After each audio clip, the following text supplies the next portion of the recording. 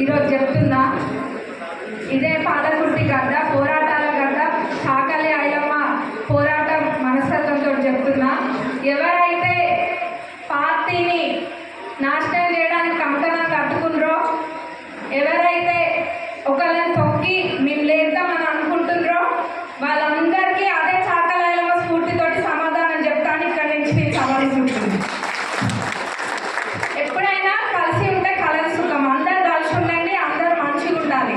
అంతేగాని ఒకళ్ళని నెడితేనే మనం బాగుపడతామని అనుకునేటోళ్ళు అందరూ కూడా మీరు ఎవరేందో మీకే తెలుస్తుంది. కాబట్టి మీరే ఆలోచించుకోండి. నాకు అన్నీ తెలుసు, నేను దానికి తగ్గట్టే చేస్తాను. మొన్న కూడా చెప్పిన, వయసులో చిన్నది అమ్మాయి అని అనుకోవద్దు. చాకలి ఐలమ్మ పోరాటాల గడ్డ ఈ పాలకుర్తి గడ్డ. ఈ గడ్డకి ఎమ్మెల్యే అయినానంటే ఊకనే రాలే. నాలో కూడా పోరాట తత్వం ఉంది. ఏదో సాఫ్ట్ కనిపిస్తుంది కదా అమ్మాయి అని అనుకోవద్దు.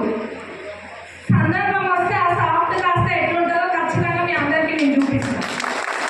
మన నియోజకవర్గానికి సంబంధించి నిధులు చేయాలన్నా ఏదైనా డెవలప్మెంట్ విషయంలో అయితే ముందే ఉంటా, కానీ వెనక్కైతే పోను. తక్కువ అంచనా వేసిందంటే ఇక మళ్ళీ మీ ఇష్టం, మీరే జాగ్రత్త. నేను చూడట్లే నన్ను అనుకోవద్దు. ఇట్లా చూసుకుంటా పోతా, కానీ ఎవరైనా ఇట్లా స్కాన్ చేసుకుంటానే పోతా. ఈ సందర్భంగా ఎందుకు చెప్తున్నా అంటే, ఇక్కడ నిల్చుంటే ఒక ధైర్యము, చాకలి ఐలమ్మ ఒక ఇన్స్పిరేషన్ కాబట్టి ఇప్పుడు చెప్పాలనిపించింది చెప్తున్నా.